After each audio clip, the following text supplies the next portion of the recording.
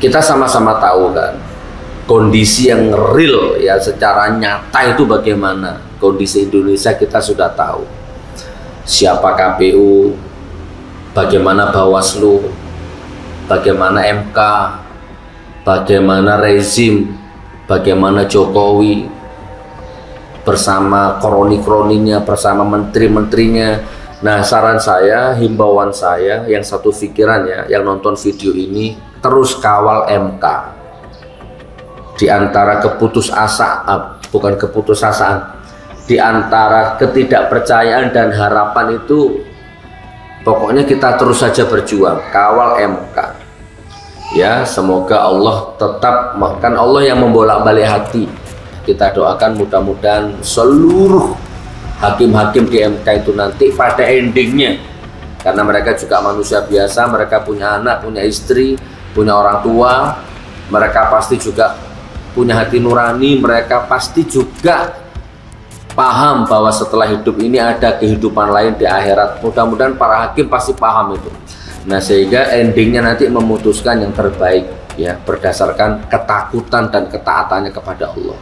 Assalamualaikum warahmatullahi wabarakatuh. Alhamdulillahirabbil alamin. Assalatu wassalamu ala Rasulillah Sayyidina Muhammad wa ala alihi wa sahbihi ajma'in, amma ba'du.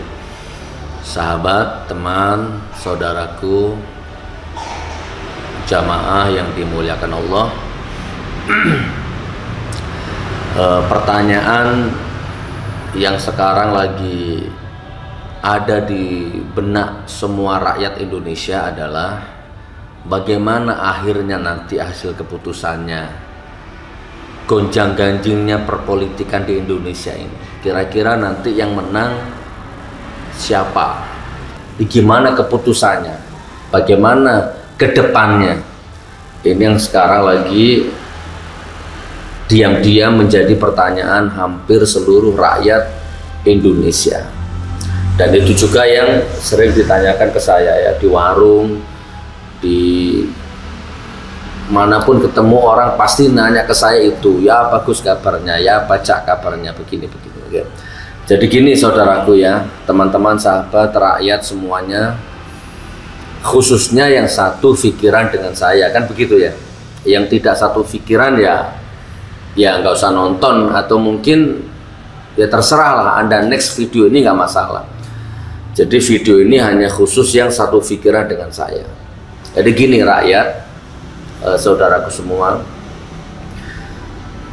kita sama-sama tahu kan kondisi yang real ya, secara nyata itu bagaimana kondisi Indonesia. Kita sudah tahu siapa KPU, bagaimana Bawaslu, bagaimana MK, bagaimana rezim, bagaimana Jokowi bersama kroni-kroninya, bersama menteri-menterinya, dan sampai detik ini bagaimana kondisi Indonesia, kan kita sudah sama-sama tahu nih secara kasat mata ya.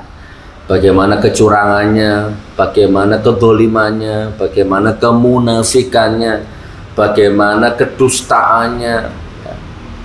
Pokoknya lengkap, Anda sudah sama-sama tahu kan begitu. Bagaimana kecurangannya, terus bagaimana sebenarnya kondisi bangsa ini gitu. Bagaimana ekonominya, sosialnya, budayanya, agamanya, hukumnya, bagaimana, kan kita sama-sama tahu itu. Nah, terakhir terjadilah Pilpres dengan menyisakan berbagai macam konflik dan polemik, mulai dari kotak suara, dari kardus ya, kecurangan macam-macam, oke, sampai akhirnya pokoknya meninggalkan berbagai macam derita ya, trauma, meninggalkan sejarah buruk yang akan tetap dicatat oleh generasi anak cucu kita kelak. Oke, sampai akhirnya intinya sistematis ya, masif. Terus kemudian rakyat marah, di mana-mana bergejolak. Nah, sekarang sudah masuk ke MK. Nah, jadi sekarang rakyat bagaimana cak keputusannya? Tunggu keputusan MK nanti ini. Nah, sekarang analisaku begini, saudaraku ini yang nanya-nanya ini, analisaku begini. baik dari info yang aku dengar, aku lihat, aku alami, aku rasakan. Jadi kalau secara akalku ya kan bisa salah bisa benar, pesimis. Karena kita juga sama-sama tahu MK itu ya tidak jauh beda dengan KPU Bawaslu. Toh nanti ujung-ujungnya juga akan memenangkan rezim MK, kan begitu. Itu analisaku kan gitu. Gak peduli curang, gak peduli apa, gak masalah, penting rezim harus menang kan. Dengan berbagai macam gak bisa diomongkan di sini. Nah, tapi kan kita harus tetap ngomong, kita harus tetap berjihad, berusaha dan berjuang. Nah, satu yang poin pertama saudaraku, kalau rezim ini maunya begini, rakyat adem, sudahlah rakyat itu manut sajalah. Nanti apapun keputusan MK, kalau MK misalkan memenangkan rezim ya sudah, kita terima legowo, gitu kan. Kembalilah rakyat bekerja lah, jadi tani ya jadi tani, jadi becak ya becak. Maunya rezim begitu. Tapi kan maunya rakyat ya begitu. Ya, tetap akan terjadi gejolak-gejolak sampai nggak tahu sampai kapan, nanti Allah yang memutuskan. Ya. Nah, terus intinya saudaraku, tunggu keputusan MK. Ya. Antara pesimis ya, antara tidak percaya, antara harapan, antara keadilan, antara takdir Allah, itu semuanya sekarang bertumpu di MK. Jadi tunggu sajalah nanti bagaimana hasil MK ini. Nah, saran saya, himbauan saya, yang satu pikiran ya, yang nonton video ini, terus kawal MK. Di antara bukan keputusasaan, di antara ketidakpercayaan dan harapan itu, pokoknya kita terus saja berjuang, kawal MK. Ya, semoga Allah tetap, kan Allah yang membolak-balik hati, ya kan, membolak-balik hati manusia. Mudah-mudahan.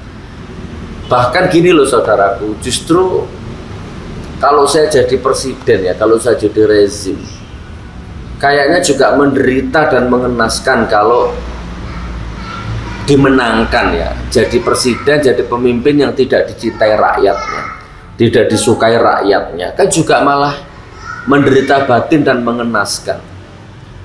Ya kan, ya ini kan pendapatku, yang cinta ya, yang suka ya paling cebong-cebong itu ya, pemuja-pemuja yang taklid buta, yang tidak mengindahkan lagi hukum-hukum ribawi, curang, bohong, dusta, kan mereka tidak menghiraukan itu semua. Mudorotnya bagaimana 5 tahun ke depan, kan mereka nggak menghiraukan itu. Masya Allah ya, kedaulatan bangsa, kedaulatan beragama ke depan ini bagaimana. Ini negara ini sekarang milik siapa kita juga nggak tahu. Masya Allah. Oke, saudaraku, terus kawal MK ya. Kita doakan mudah-mudahan seluruh hakim-hakim di MK itu nanti pada endingnya, karena mereka juga manusia biasa, mereka punya anak, punya istri, punya orang tua, mereka pasti juga punya hati nurani, mereka pasti juga paham bahwa setelah hidup ini ada kehidupan lain di akhirat. Mudah-mudahan para hakim pasti paham itu. Nah, sehingga endingnya nanti memutuskan yang terbaik ya, berdasarkan ketakutan dan ketaatannya kepada Allah.